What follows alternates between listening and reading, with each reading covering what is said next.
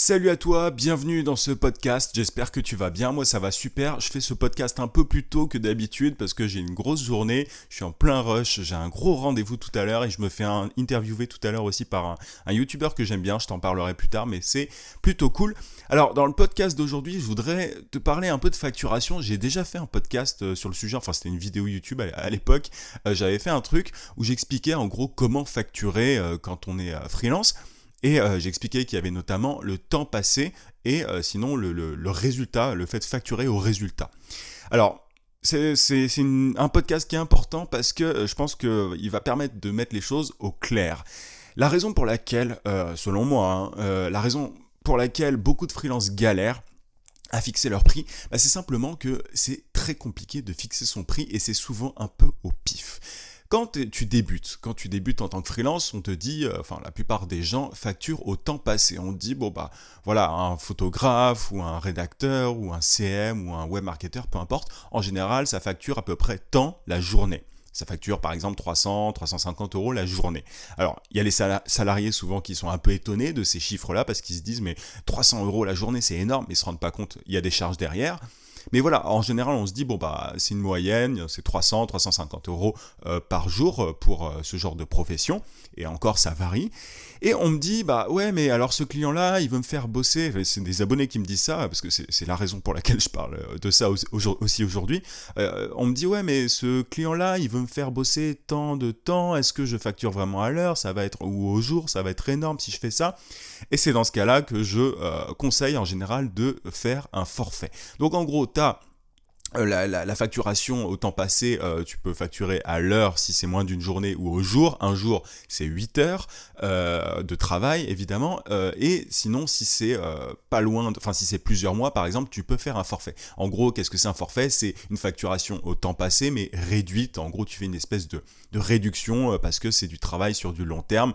Et que si tu facturais à l'heure ou au jour, vraiment à la seconde près, ça reviendrait beaucoup trop cher. Donc, il y a la facturation au temps passé, mais c'est vachement aléatoire. Enfin, tu vois, le fait de dire, ouais, moi, c'est 300 euros la journée, ou 350, ou 400, c'est vraiment au pif. C'est-à-dire, ça peut être un peu à la tête du client, il y a beaucoup de gens qui se perdent par rapport à ça, et c'est tout à fait normal, et il n'y a pas de règle absolue. C'est ça que j'ai envie de te dire aujourd'hui, il n'y a pas de règle absolue par rapport à la facturation.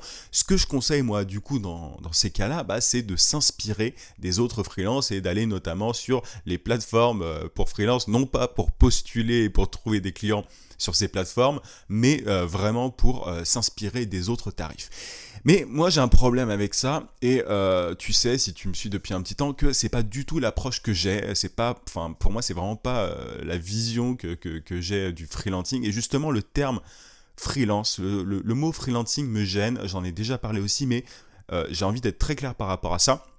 Je suis tout simplement pour la mort du freelancing. Moi je me considère pas du tout comme freelance. J'utilise le terme freelance et notamment sur la chaîne, dans mes vidéos, dans les titres des vidéos, etc. Parce que c'est le terme qui vient le plus en tête des gens et quand ils cherchent des informations, notamment, ils tapent freelance, community manager freelance, rédacteur freelance, graphiste freelance, etc. Mais moi j'ai un vrai problème par rapport à ça parce que le freelancing dans ces cas-là, c'est une alternative au salariat. C'est-à-dire que tu factures au temps passé. Et du coup, tu es quand même un petit peu esclave de ton temps, tu peux pas, tu as une limite, tu vois, en termes tu peux pas facturer plus que tu ne passes de temps à travailler, en gros, dans ces cas-là. Et forcément, du coup, tu as un plafond. Moi, le but dans ma vie, et je pense que c'est ton cas aussi, c'est de vivre sans limite. Et c'est là que je fais une grosse distinction entre le consulting et le freelancing. Donc dans le freelancing, tu factures au temps passé, et dans le consulting, ce que tu fais, quand on se présente comme consultant, on facture en général pas au temps passé, alors il y en a, mais c'est pas vraiment ça, le consulting au sens strict du terme.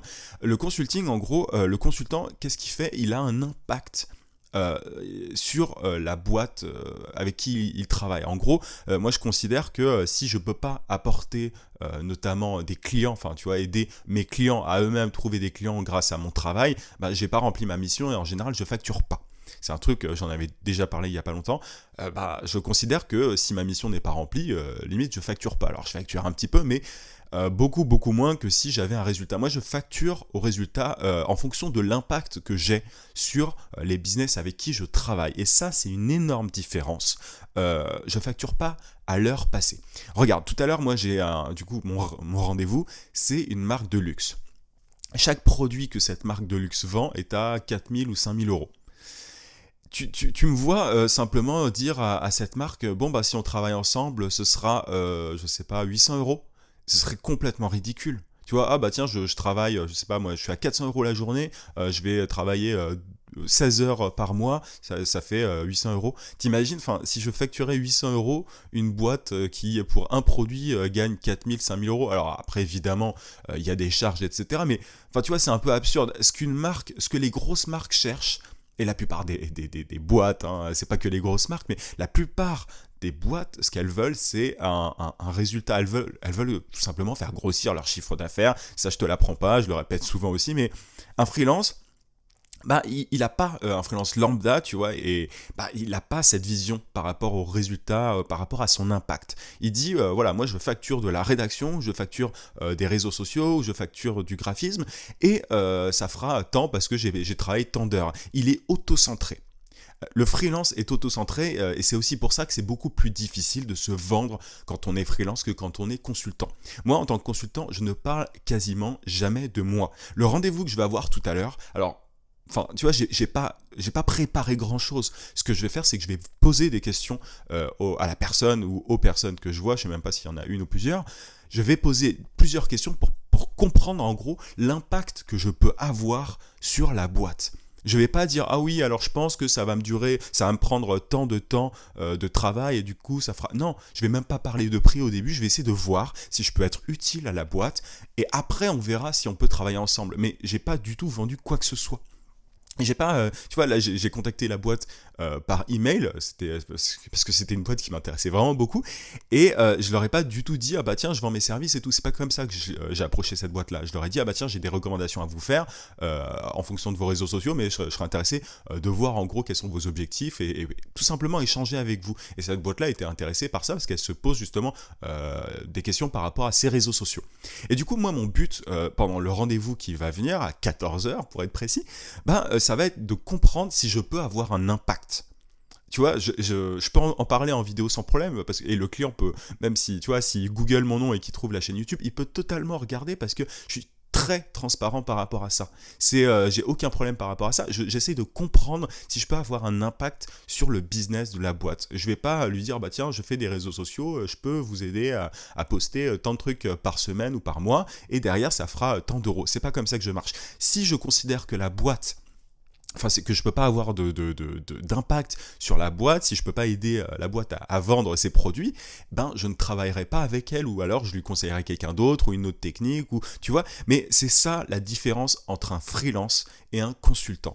Et du coup, pour moi, le but, c'est que tu deviennes consultant. Si tu commences en tant que freelance, si tu t'es dit, moi j'en ai marre de travailler dans une boîte, j'en ai marre de travailler pour un patron, j'en ai marre d'avoir un salaire fixe, etc.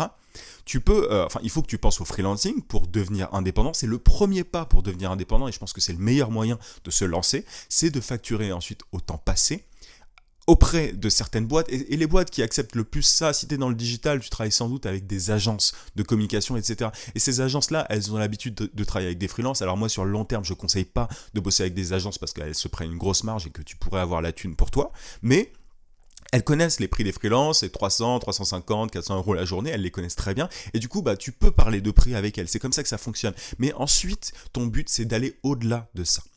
Il faut que tu travailles avec des boîtes qui n'ont pas l'habitude de bosser avec des freelances. Et c'est pas le mot freelance qu'il faut que tu utilises d'ailleurs, mais au départ, tu bosses avec ces boîtes-là, celles qui cherchent des gens pour sous-traiter le travail, que ce soit pour des questions de temps ou autre. Et après, ton objectif, il faut absolument que tu passes à l'étape supérieure une fois que tu es stabilisé, une fois que tu gagnes assez d'argent pour être indépendant. Il faut que tu passes au stade supérieur et que tu essayes de devenir consultant ou consultante. Et ça, la manière de le faire, c'est simplement de voir où est-ce que tu peux avoir un impact, où est-ce que tu peux, quel type de boîte tu peux aider. Je ne vais pas reparler de niche, j'en ai beaucoup parlé récemment, mais qui tu peux aider et comment, et est-ce que tu peux quantifier ton impact. Moi, je travaille dans la publicité Facebook, je t'en ai parlé hier. La publicité Facebook, c'est ma spécialité, et je fais ça dans différentes niches, je suis spécialisé dans différents trucs, et je peux quantifier concrètement les résultats que j'ai en fait. Et c'est pas le cas de tous les business. Tu vas me dire, ouais, mais quand on est graphiste, comment est-ce qu'on fait pour quantifier son résultat? Comment est-ce qu'on fait pour savoir combien est-ce qu'on a rapporté à la boîte et tout? Il y a des cas très très précis. Et c'est là que tu dois vraiment te creuser la tête. Et je te donne un autre exemple, un exemple qui est assez courant. C'est par exemple pour une startup, des web designers peuvent avoir un énorme impact pour certaines startups en redesignant tout simplement le site parce que ça va permettre plus de conversion. Et en gros, de conversion, c'est-à-dire d'achat par exemple sur le site de la startup. Et là, du coup, on peut dire que le web designer, grâce à son action, a augmenté de tant de pourcents le résultat, le chiffre d'affaires de la startup. C'est comme ça que tu deviens consultant ou consultante, c'est vraiment en liant ton action à des résultats concrets. Et du coup, pour moi, et c'est aussi la raison pour laquelle j'ai créé cette chaîne-là, l'idée, c'est vraiment d'aller toujours plus loin. Je réponds aux questions par rapport au freelancing, j'utilise le terme freelance et tout parce que c'est un premier pas en fait, c'est le démarrage en fait. C'est comme ça que tu commences, c'est comme ça que tu commences à devenir indépendant. Mais si tu veux continuer à progresser, si tu veux augmenter en termes de, voilà, si tu veux gagner plus d'argent, etc. au fur et à mesure, il faut que tu te détaches de ton temps passé. Moi, je parle même plus de temps passé aujourd'hui. Après, évidemment, c'est du cas par cas. Si tu te rends compte que, je sais pas, si un jour tu as besoin d'un peu de thunes et que tu n'as pas d'autres clients, et que tu as un client qui veut que tu factures au temps passé, facture au temps passé, il ne faut pas être rigide, il ne faut pas être con là-dessus, ça c'est sûr. Mais il faut qu'au fur et à mesure, tu te détaches de ça et que tu... Voilà, parce que c'est ultra compliqué. Il y a plein de gens qui me disent « Ouais, mais comment est-ce que je facture et tout ?» C'est un peu du pif. Enfin, ça, faut l'avouer. Quand on est freelance, on facture un petit peu comme tout le monde. On fait... Enfin, tu vois, c'est un peu au hasard, quoi. Tu peux pas dire, ah ouais, c'est exactement 352 € par jour. Enfin, c'est du bullshit, ça, c'est des conneries. Et c'est simplement que la plupart des freelances copient, et du coup, tu as une espèce d'homogénéisation, d'uniformisation des prix des freelances.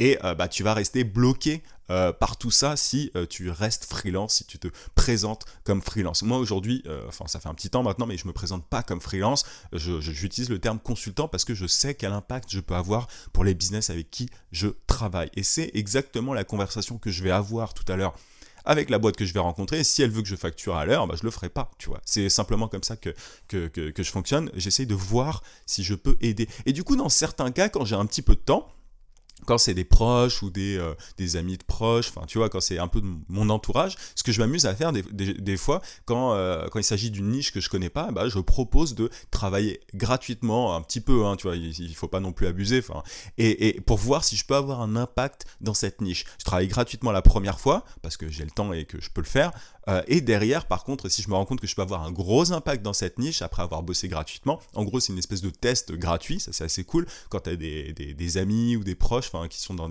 certains secteurs intéressants, c'est vachement bien de faire ça. Derrière, ça te permet de voir si tu peux avoir un impact, un résultat concret sur la niche, et après, tu peux faire payer. Mais tu vois qu'il y a vraiment une différence entre le temps passé, la facturation au temps passé, et la facturation en fonction du résultat, et c'est ce qui te différencie tout simplement un freelance d'un consultant. Mort au freelancing et vive le consulting. C'est vraiment comme ça qu'il faut voir les choses. Ce sont des étapes et évidemment ne saute pas les étapes bêtement, il faut pas, tu vois, si t'es salarié, essaye pas forcément de devenir consultant ou consultante tout de suite. Franchis les étapes tout doucement et tu verras que tout ce que je suis en train de dire coule de source. C'est vraiment au fur et à mesure de ton expérience, tu vas te rendre compte que je suis limité par rapport au temps passé, j'ai pas un nombre infini d'heures de travail, comment est-ce que je fais pour gagner plus? Et c'est là que tu vois, bon, ok, il faut que je facture en fonction de mon résultat. Comment est-ce que je peux le quantifier et dans quel secteur est-ce qu'il faut que je bosse pour pouvoir avoir un gros impact en fait, avoir vraiment une valeur ajoutée, un truc intéressant à proposer. Et ça peut être plein de choses. Moi, j'aide des boîtes à avoir plus de clients et c'est comme ça que derrière, je facture mes services. Vu que je peux leur rapporter tant de clients, ces clients-là, je fais un calcul un peu, voilà, c'est une fourchette après, mais je me dis, bon, bah, tant de clients apportés pour eux par mois, c'est égal à tant d'euros, et je prends un pourcentage, en gros. J'indexe pas, après ça, tu peux le faire, mais c'est encore une autre étape. Mais en gros, je dis, bon, bah, je peux vous apporter entre tant et tant d'euros par mois, et du coup, moi, je prends ça à peu près. En général, c'est 10%, ce genre de truc, par rapport à l'impact que j'ai. Mais du coup, bah, je peux modeler tout ça en fonction de la boîte que j'ai en face de moi. Donc, voilà un peu, j'espère que c'est clair pour toi, mais c'est vraiment ultra important. Je crois pas avoir détaillé tout ça à ce point-là dans une ancienne vidéo YouTube ou un podcast. Donc j'espère que ça éclaircira tout ça. J'espère que ce sera plus clair. Bref, je parle plus français. J'espère que tu as compris. Si tu es sur YouTube, n'oublie pas, j'arrive plus à parler enfin de podcast à chaque fois, c'est une catastrophe. Je crois que, je sais pas, il y a un bug dans la machine. Si t'es sur YouTube, n'oublie pas que tu peux mettre un gros pouce et ça m'aiderait beaucoup. Donc n'hésite pas, abonne-toi à la chaîne aussi si c'est pas déjà fait. Si t'es sur le podcast, tu peux laisser une review sur Apple Podcast ou mettre un like sur SoundCloud. Je te rappelle aussi que tu peux télécharger ma formation vidéo gratuite pour trouver des clients rapidement en freelance. Clique sur le i si t'es sur YouTube, sinon le lien est en description. Je te dis à demain 18h comme d'habitude. En attendant, n'oublie pas, vie sans limite. À plus.